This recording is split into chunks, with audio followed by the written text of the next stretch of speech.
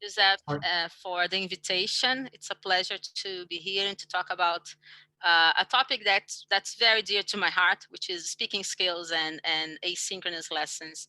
So today I'll be sharing some ideas with you, some principles of teaching in an asynchronous environment, and some practical ideas on different activities that you can propose to your students. Okay, so feel free to interact on the chat box. Okay, you can interact with me. You can ask questions. We'll have some questions at the end, but if you have like a burning question, feel free to type on the chat box. Okay, so I'm going to share my slides. Okay, present. Can you see my slides? Yes. Yeah, okay, great. Okay, so why do we teach speaking? And I just came up with a few reasons why, yeah. From my experience, this is the most preferred skills from students that when they enroll in a course or they want to study with a private teacher, I'd say 80% roughly of them, they want to practice their speaking, right? They want to improve their speaking. They want to become more fluent. So I think it's a need from our students. Another reason why we should include speaking activities is that students should learn, right, to communicate, to use communicative competence to become confident speakers. So not only the vocabulary, not only the grammar structures, but also communicative strategies. For example, what should they do if they don't know how to use a certain word or a certain expression? So what kind of communicative strategies? How can they self-correct or use fillers, for example, in their speech? So the communicative competence is very, very important. And only when they expose themselves, they take risks and they speak, is that when they will become more proficient, right? And they will feel more comfortable. And also, I believe that by practicing, by learning how to speak and use the strategies, this will help them increase their self-esteem and this sense of achievement, sorry. Even if it's a little bit, because the progress happens little by little. There is not a leap of progress, right? It's little. Somebody's waiting in the waiting room. I've just admitted them. It's little by little. So I think it's great for their sense of achievement in the language. Okay, and this works with all languages, not only English. By the way, do you teach other foreign language apart from English? So can you share in the chat box if you teach another language? Perhaps your L1 if you're not a native speaker. I'm curious to know. Okay, so, and let's have a look at very briefly some approaches to speaking, some focuses that we can take when teaching speaking. So, as I said before, we can focus on their linguistic competence, which deals with the lexis, the grammar, the pronunciation, right? But the other competence, communicative competence, as I said, it's very, very important. So this will deal with register, the social context that the students are integrated in. So levels of formality.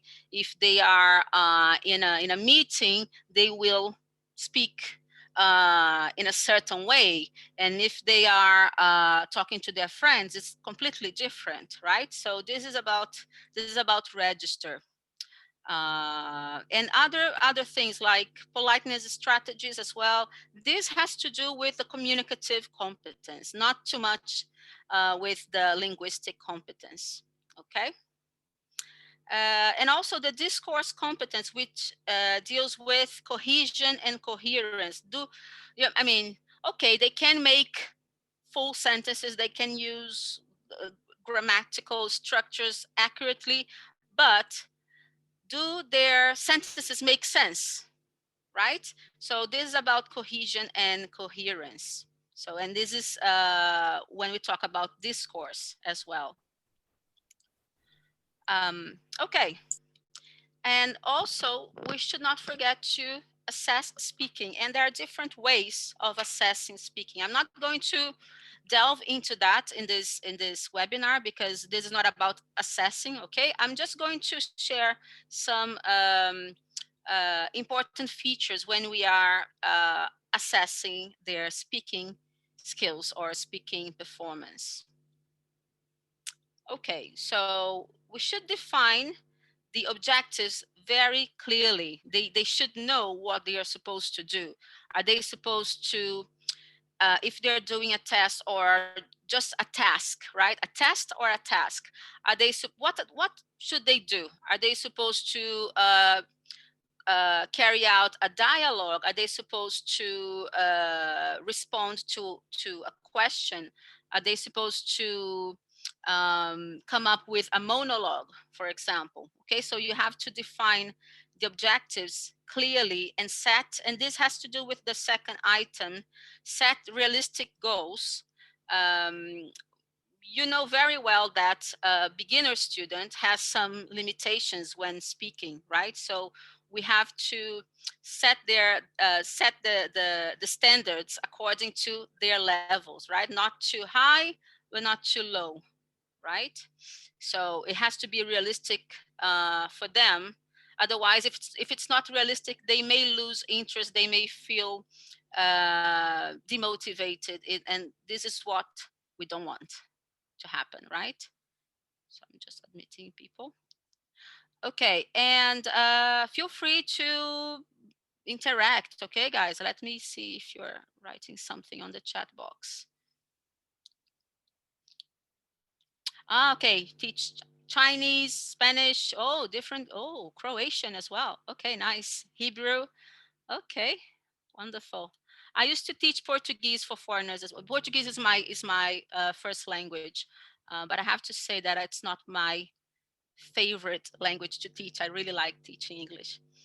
Okay, in terms of assessing speaking, yeah, we need to make sure that students know how they are progressing. So I really believe that sharing our assessment with the students while they are progressing, while they are doing the course, while they are having, or if you teach them privately, while they are having lessons with you, I think it's really important to share and to show them how much they, you know, they are progressing, how much they are improving, right? And this we can do via speaking speaking tasks. I'm going to show some of them.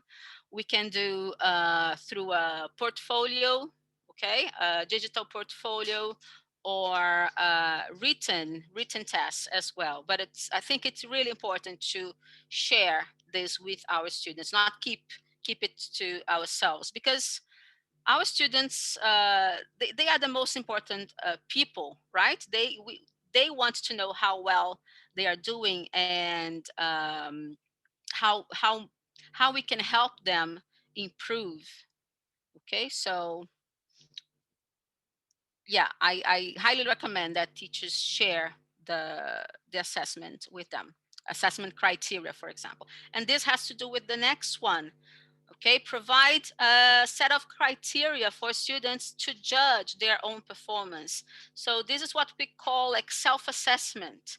Okay, you can come up with questions like a checklist for them to assess themselves, or you can use different checklists. And I recommend the CEFR, for example. You know, the can-do statements in the speaking. Yeah, so you can if you want, you can make questions with those can-do statements and share that with the students, and ask them to self-assess. Okay. And the next one I talked about already. Sorry. And another principle that I find it really important is to provide a simple checklist of tasks that they can perform, okay, and they can tick and monitor. Um, Perhaps not with, I don't know, perhaps you really need to understand your student, to know your student, right? I don't know if you this is a good idea to do with private students. It's up to you really, but from my experience I noticed that some of them really like to take control of the lessons or their progress. So I think this can give them this sense of ownership of their own learning, so they can kind of control and create their own ways of improving. So I don't know what you think about that. You can agree, disagree, okay, but it's just an idea. Matea is saying this is particularly useful with exam classes. Yes, yes. Oh yeah, because exam classes are very tight, right? They are fixed. We cannot be very creative with exam classes, and yeah, I think it's really important. And they are used to it, right? They have to do that during exams. The IELTS and TOEFL and Cambridge exams. I agree with you, Matea. Okay, I hope I'm not rushing. uh, okay, and for example, this is just an example, okay? So if you want them to access their lexical knowledge, okay, vocabulary knowledge, perhaps you can come up with something like that. In English, I can say, what can they say? The numbers, the days, and then you can see the topics and the grammar structures that you have taught during the term, for example. Okay, and ask them to tick. And this is for functions, for example. In English, I can, what can I do with the language? Describe myself, go shopping, buy coffee. I can greet somebody in a simple way. Okay, can disagree when talking about my job. The most specific, the better here. Okay, to be very specific, because this is easier to a little easier to measure in a way. Yeah, if it's too broad, I think it makes it difficult for students. Okay.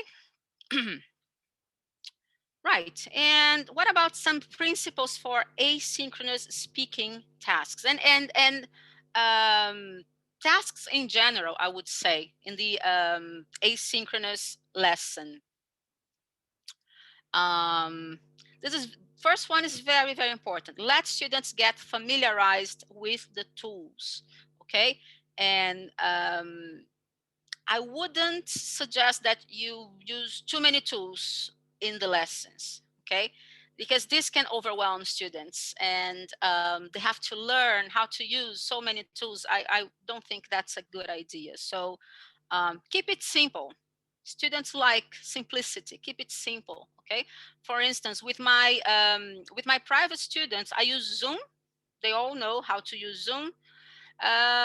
What else do I use?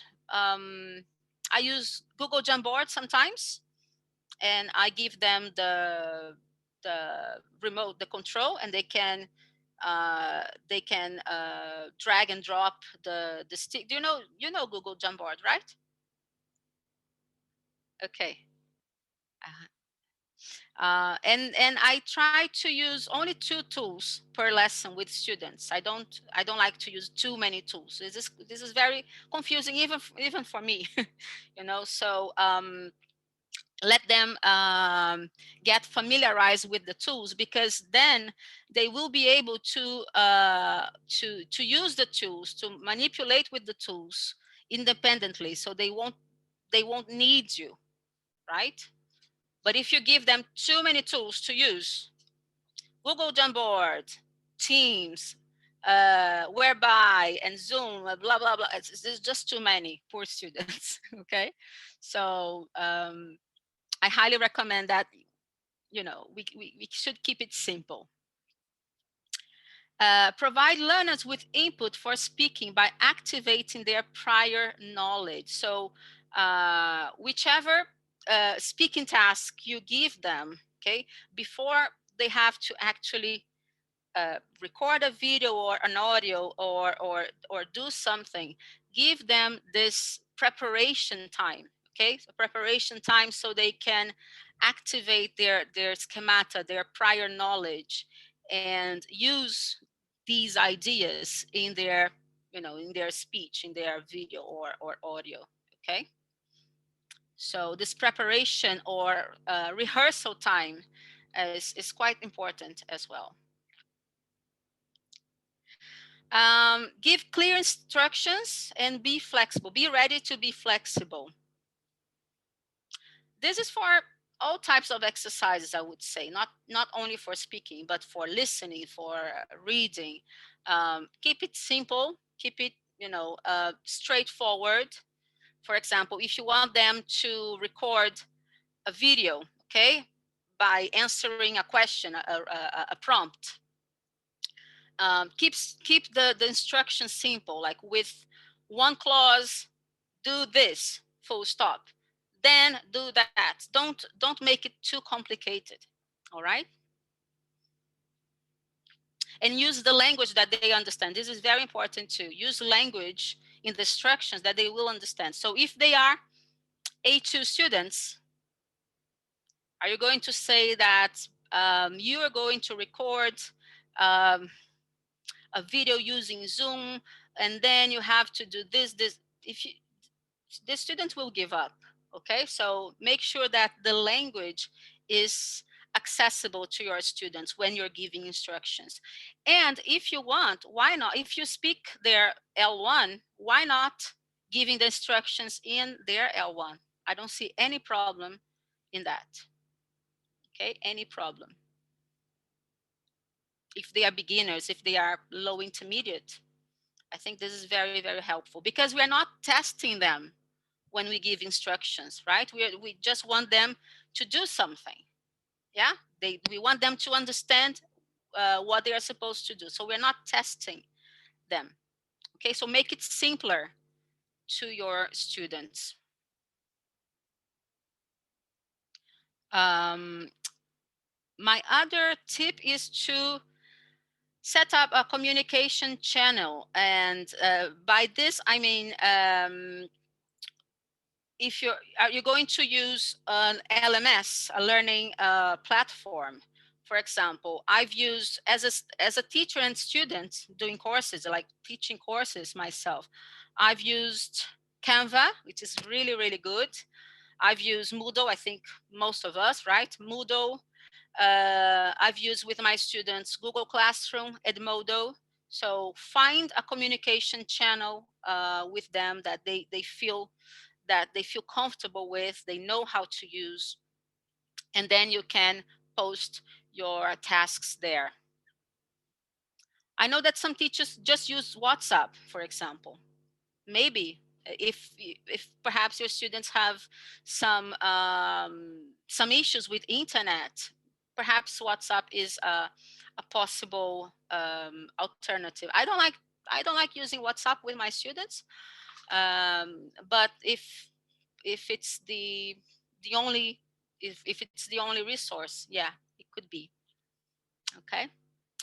Guide their planning. This is related to the instructions as well. Okay, so if they need to plan, if they need to rehearse, explain how that works. Explain to them how to do it, because believe me, we cannot we should not assume students know how to plan.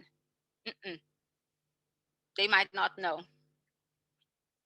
Okay, don't take anything for granted. This is my tip. Don't take our students for granted. Okay. And another important, in my opinion, another important tip when dealing with asynchronous speaking task is how fast we give feedback, and the faster the better, because they're going to do something. Yeah, we're going to flip the lesson. Okay, they're going to do something on their own. If we take too much time to give them feedback, there are a few problems with that. They might, I don't know, they might lose interest. They might even forget what they did in their tasks. So from my experience is keep it fresh in their memory, you know. So but I know at the same time, I know that we're very busy. I don't know, some of us teach many groups, right? um, but when possible, this is highly recommended. But you can also do some peer feedback, as long as you teach them how to do peer feedback. Okay, if you have larger large classes. By the way, that's a good question. How big are your classes? If you teach groups, right? How big are they? For example, I teach at a university. My group is not very big. There are 16 students, so I think it's quite manageable. What about yours? Modam is saying, yes, we try to find ways to manage our teaching through Zoom. We tried almost everything. The students couldn't focus in learning because they tried to understand how to use the tools. Exactly. So that's a very good comment, Modam.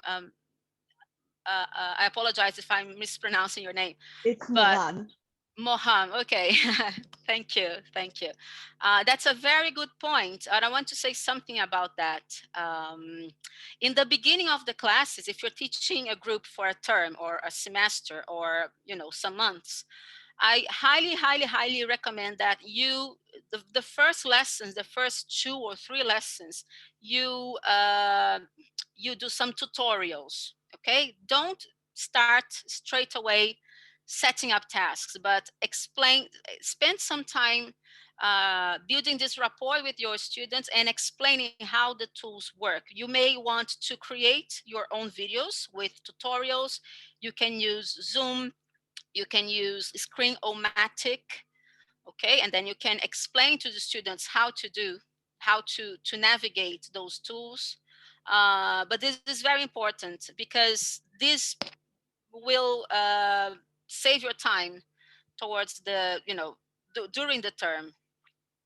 Okay, let me see, 18 students, 17, 25. 25 is a little big. 34, oh my god, secondary school. Wow, yeah, 34. I cannot, yeah, it's a lot, yeah. And yeah, now some of the tools that you can use. Okay, Flipgrid, as I've mentioned before, Google Classroom, Edmodo, Instagram, and Edugo.AI. Some of you might ask me like, oh, Instagram, how? How can we use Instagram? I've done that with my group, with my prep group in one term. What I did is, because I teach 18, 19-year-old students, they're all on Instagram. And I asked them in the beginning of the classes, yeah, oh, are you on Instagram? All of them are. So it's really helpful when they already use the tool, right? And what I did with my students, I spoke to my line manager.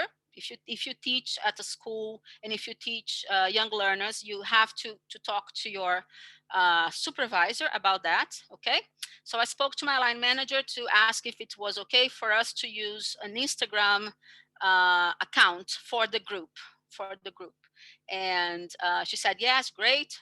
So I opened an Instagram account for our group. I created a username and a photo and everything, and I gave the login details to my students. They are 18, 19, so they can use it.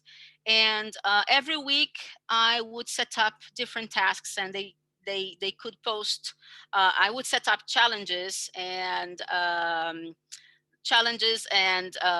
tasks in general, speaking tasks, reading tasks, and they had to um, they could participate using either their own Instagram or the group Instagram. And so they would take pictures or they would record stories on Instagram. It was really, really nice. Really nice. At this time, that was pre-pandemic, by the way. It was pre-pandemic. Okay, so that's an idea. Okay. Okay. Now I'm gonna give you some practical ideas on specific activities that you might want to do with your students. Okay. So the first one is a link and rank. A link and rank activity. Let me see who's speaking on the chat box. It's private, Mora. I'm sorry. This is something that my line manager asked. It's a closed Instagram. Okay, I'm sorry. List and rank. So in this activity, in this speaking activity, you can depending on the topic, you can ask them to list and rank something according to their preferences. For example, 10 things, 5 things you didn't do in a lockdown. Okay, from your least to the most favorite thing.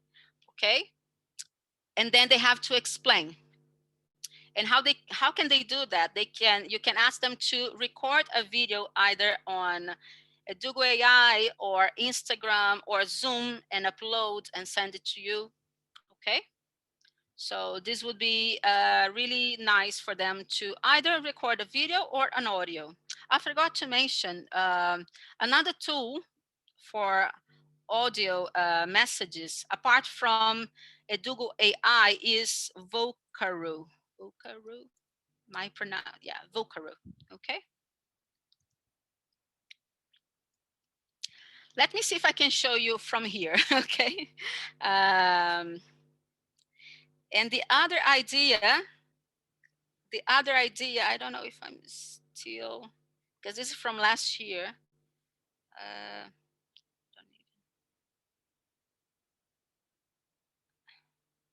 I would have to set up again, guys, because it's not on my Instagram. But I'll think about that. Okay, get in touch with me through my channels, and I will perhaps take a screenshot of the activities. Okay. So this is a very motivating task, in my opinion, because you can personalize everything, and they are when they explain their favorites or the least favorite, they are personalizing their answers, right? Another idea is spot the mistake, and in this case, my suggestion is for you as a teacher to record a video. Okay, and you can read or you can just create a summary of something. For example, if you are working on movies, for example, and or a text, you've just read a text in class, you can write a summary of this text with a few mistakes in terms of content or grammar. And when you record the video, you can make the mistakes and they have to spot the mistake.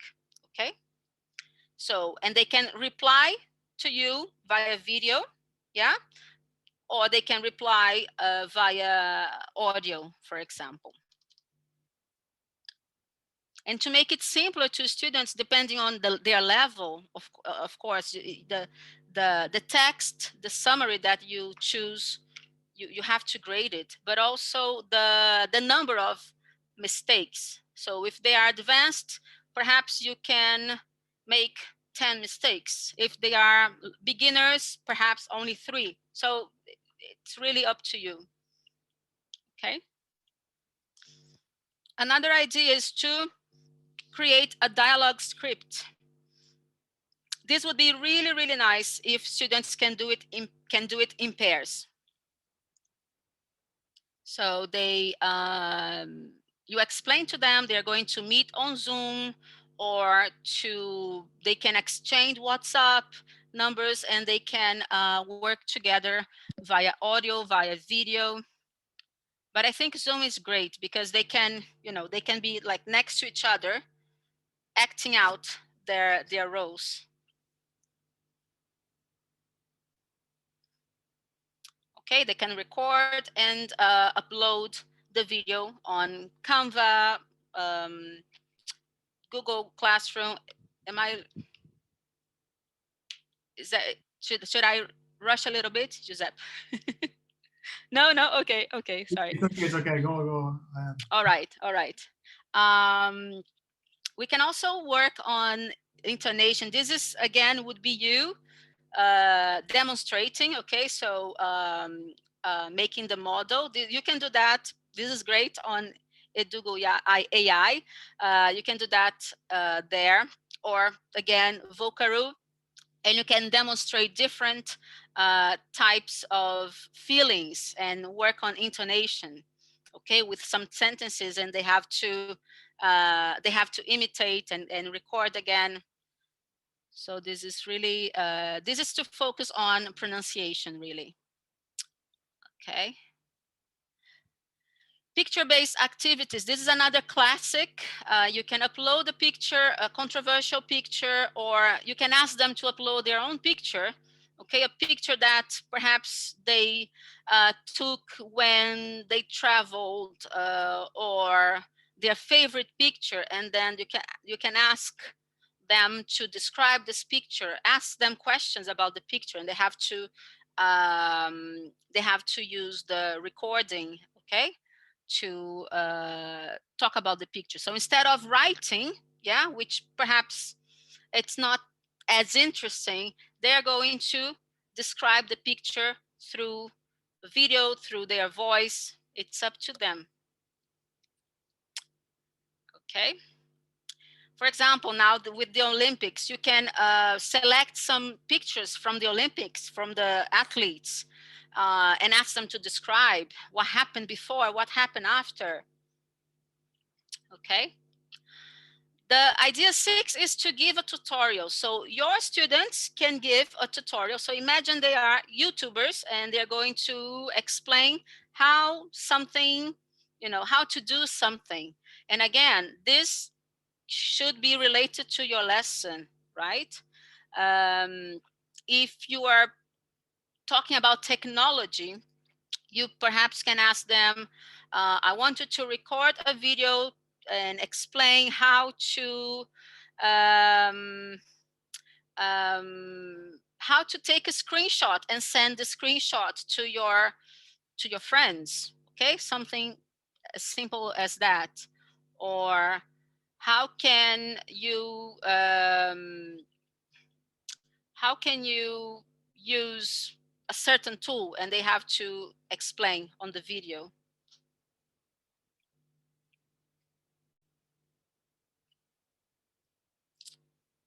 Another idea is problem solving activities. So you can present a problem, a puzzle, okay, based on a news report, for example. Again, with the Olympics, so many controversial issues are coming up, right? And ask them what they think. This is a personal response, sorry, but you can ask them how, if it was them, how would they solve this problem?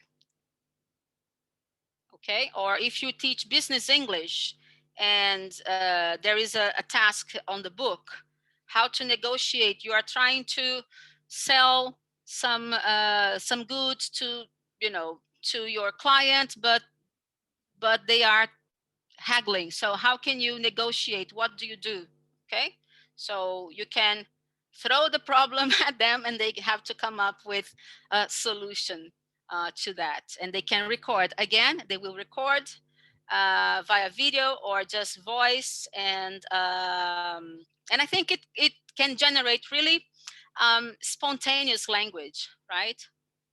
So it should be natural. Yeah.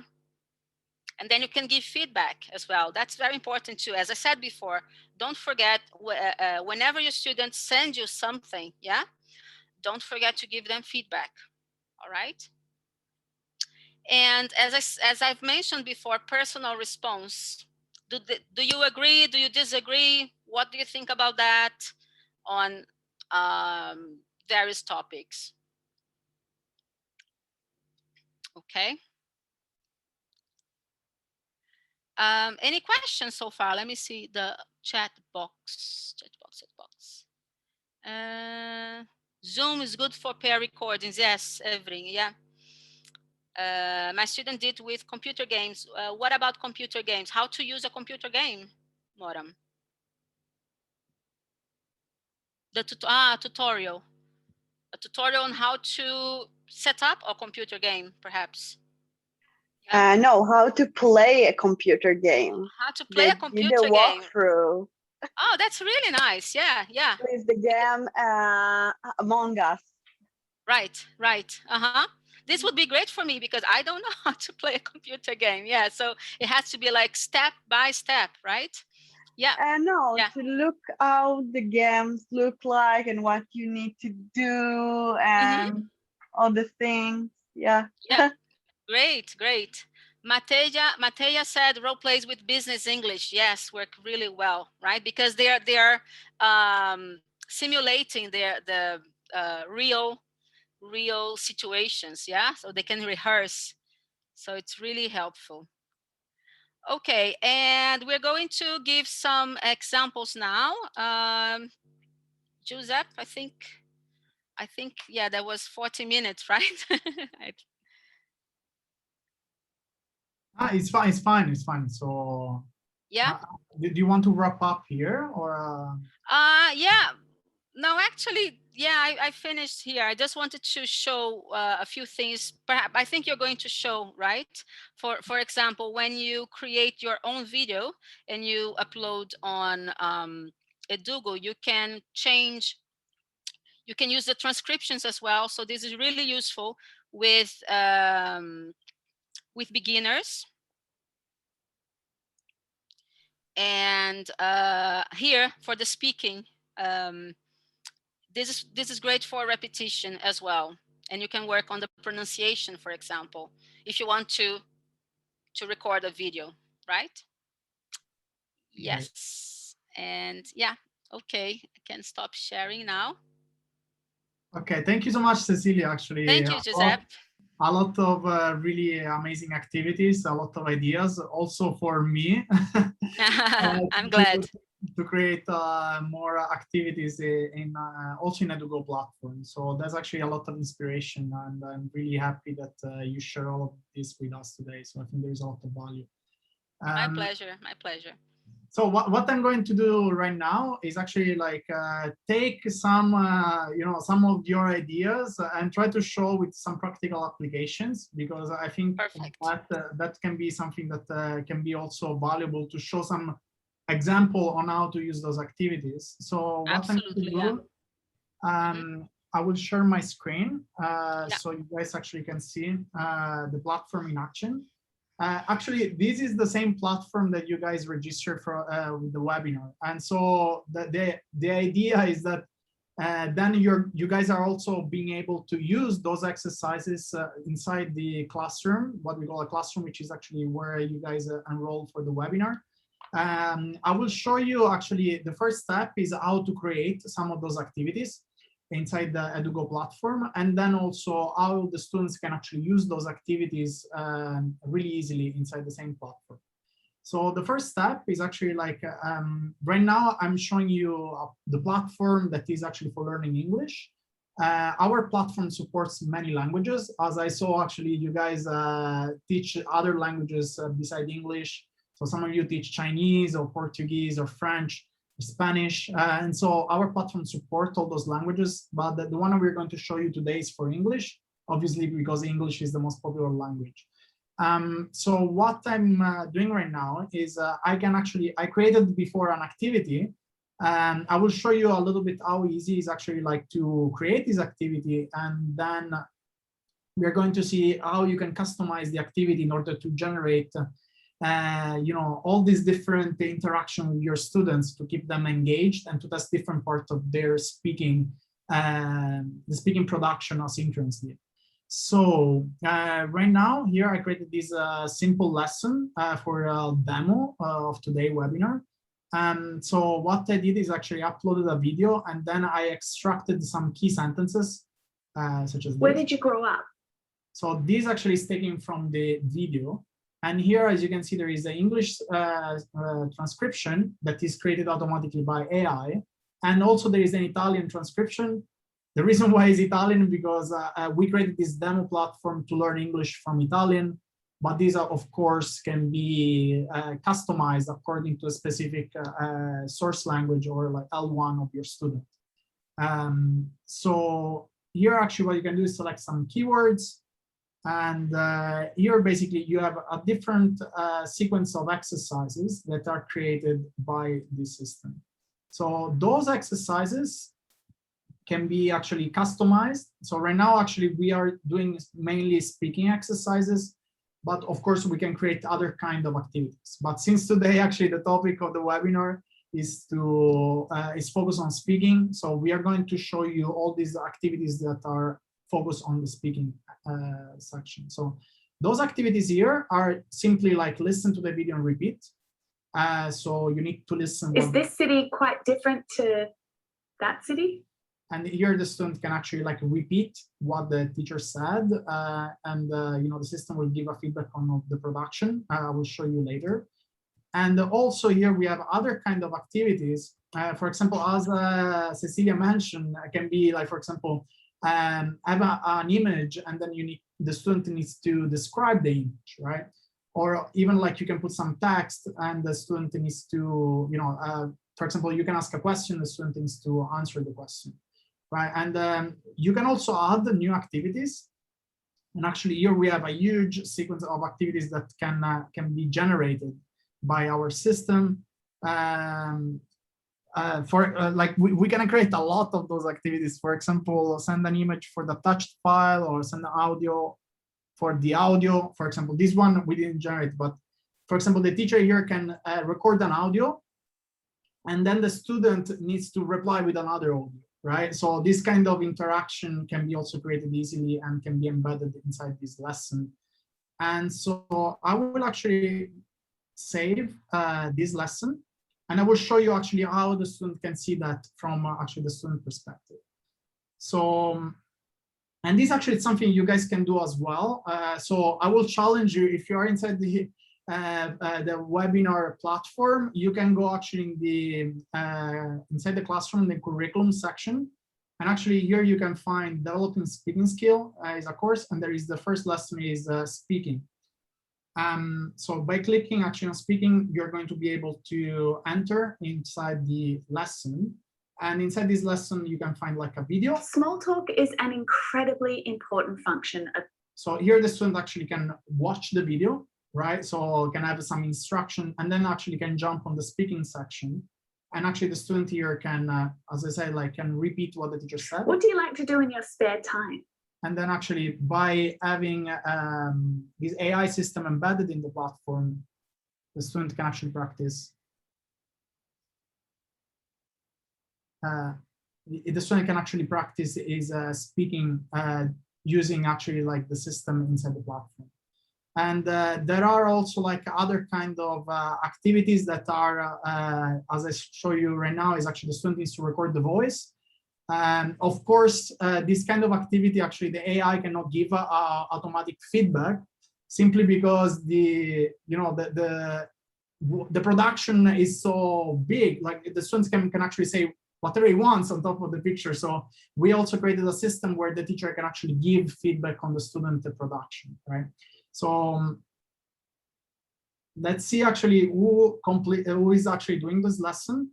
As a teacher, I can actually go inside this lesson I just created, and then I can see all the students.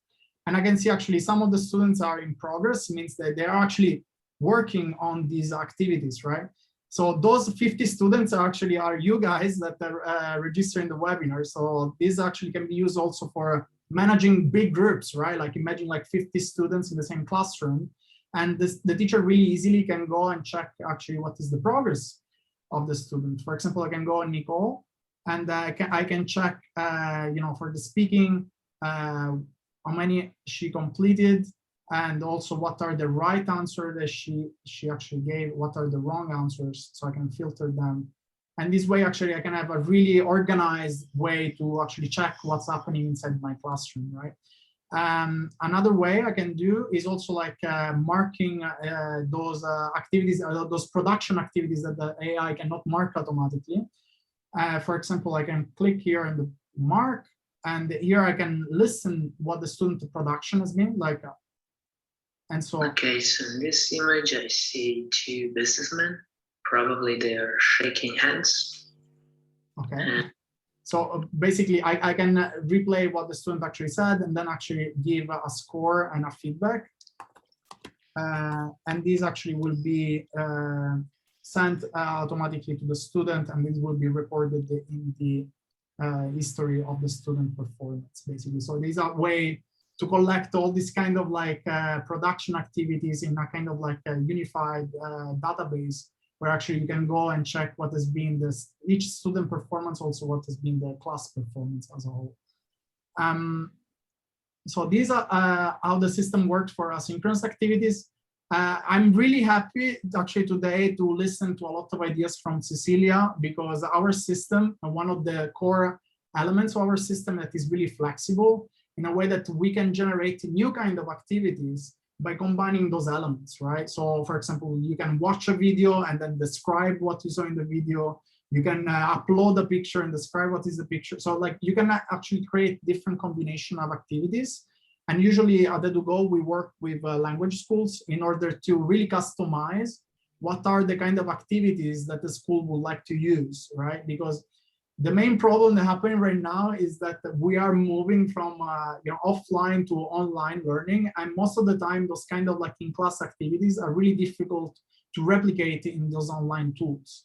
And most of the times, as Cecilia mentioned, actually you need to use many different tools, but that actually can be really confusing for students because not only they need to focus on learning the language, then they also need to focus on learning the tools.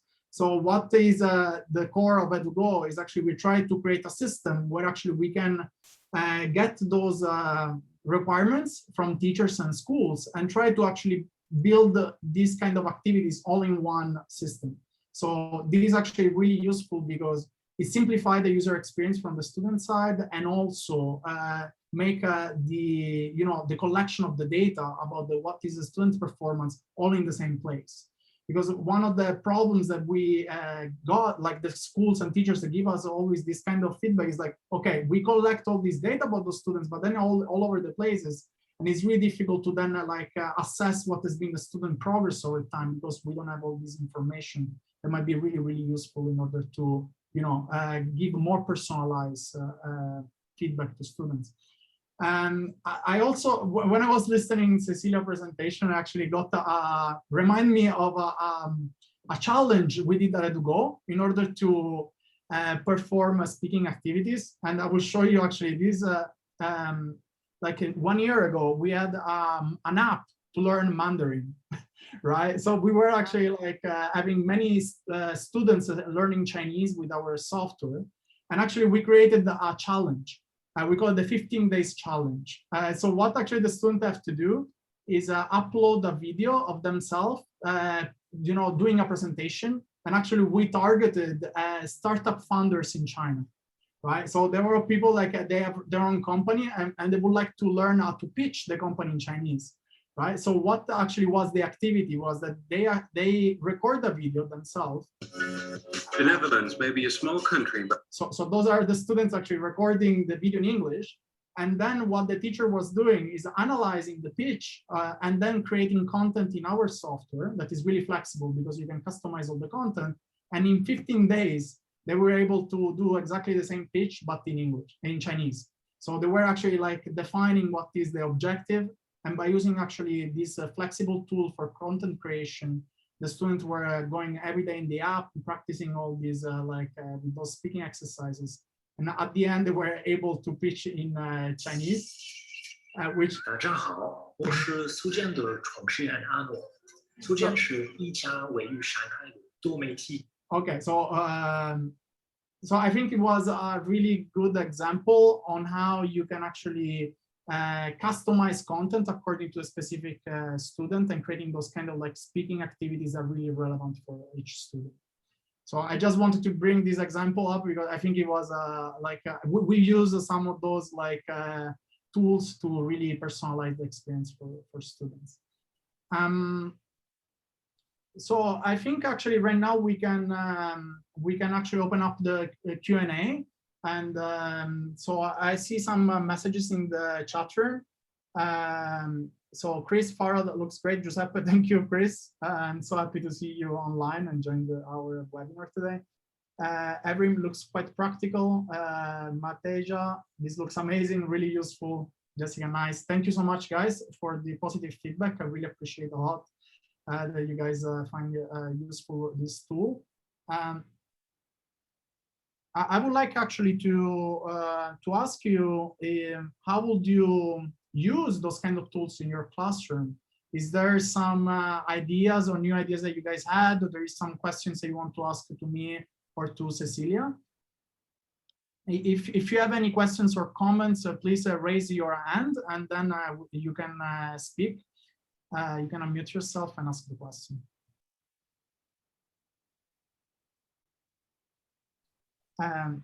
Cecilia, you are the host, so maybe you are able to see that. Sorry? Since you are the host, maybe you are able to see who is raising hands, because I'm not able. Okay. So let me see. I don't think anyone is raising. Okay. So if you want to raise your hand, actually there is the icon reactions at the bottom, and then you can do in that way. If you have even like some kind of ideas or discussion that you would like to start, or comments.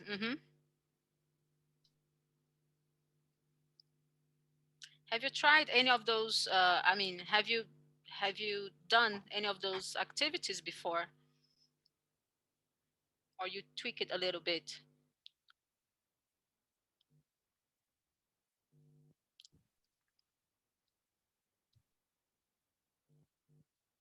Yeah, actually, maybe a little bit the story why we started this company Edugo. Actually, the reason was because I wanted to learn Chinese, and Chinese language is really difficult, especially for the speaking part. So, it's a tonal language, right? And so when you want to speak really good Chinese, actually, even though like you know exactly the pinyin, which is actually the romanization of the character, and you think you know everything about the sentence, but then you speak the sentence and native speakers will not understand you, which is actually really frustrating. And so we built this like app where actually like you can have personalized content. For example, I can say I am Italian in Chinese, right? Well, sure, but I can go in the platform. I can really like practice over and over the pronunciation, and the AI system gives me feedback.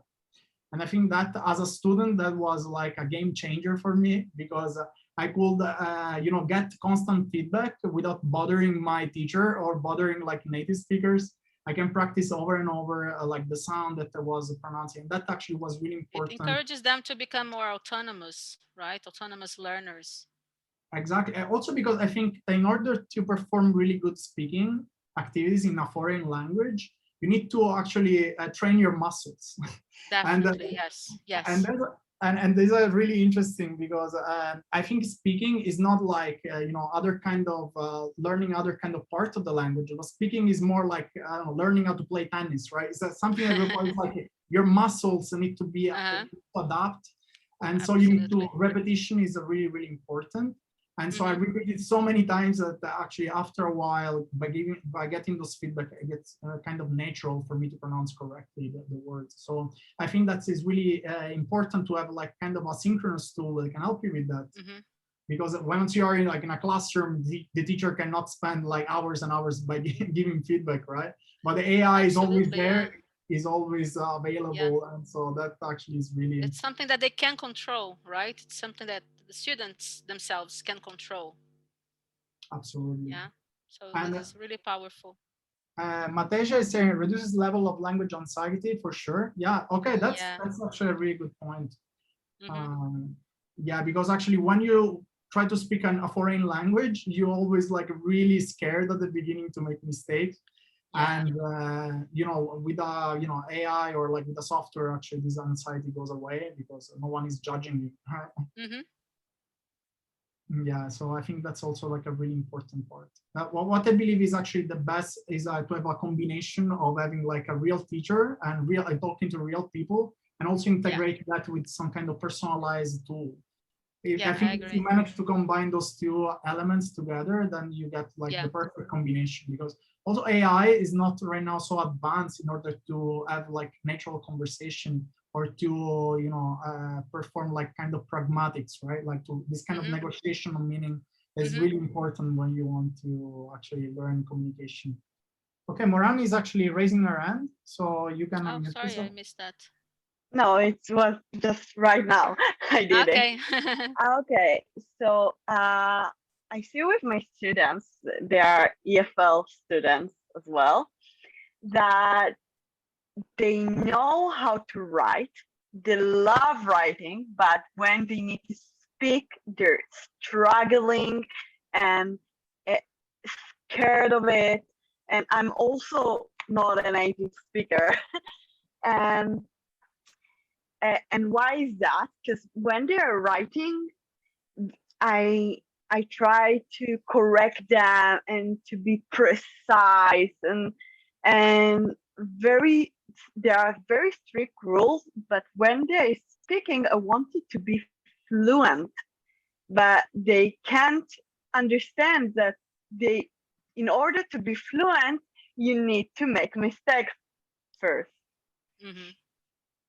So that's what I had to say. Yeah, no, that's great. Yeah, because there are several reasons, and we really cannot assume anything. It could be perhaps because they are not familiar with the topic and they don't know how to use the you know the suitable set of lexes and grammatical structure. So it really depends. Sometimes it's anxiety, just anxiety of making mistakes and people judging them. But I think we need to, at least when they are doing the lessons, and I think it's important to uh, to tell them that that's a safe environment, that they can make mistakes. That's the time for them to make mistakes, and because we are there to help them, and their classmates are there to help them and respect them, and just make sure that we create a very friendly, supportive atmosphere. I think when they understand that, they won't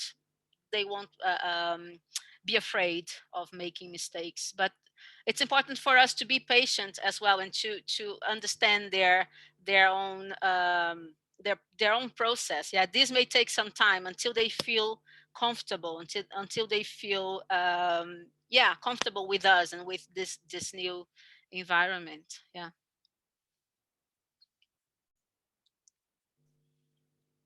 Great. Okay, so if there are no more questions, I think actually we can wrap up by saying that actually, if you guys want to contact us at Edugo or Cecilia, these are the contacts that for you. So feel free to contact us. We're really happy to have interactions with you and to share experience and feedback. Moreover, if you are interested in using Edugo technology, if you find that actually interesting, you can contact us in using our LinkedIn or our website or our email. I don't know, Cecilia, you want to add something to? Yeah, it's actually wrong. My Instagram is this one on the chat box. Okay. That's okay. And the Twitter is a little bit different. It's ELT. Just add ELT. Okay. Yeah, thank you so much, everyone. It was a pleasure. Thank you so much, Edugo's team, and it was great. I loved it. Yeah, we learned a lot. Thank you so much, Cecilia, Me and too. thank you everyone to to stay with us till the end. And I hope to see you in the next webinars. So bye bye. Bye bye, everyone. Have a lovely day. Bye bye.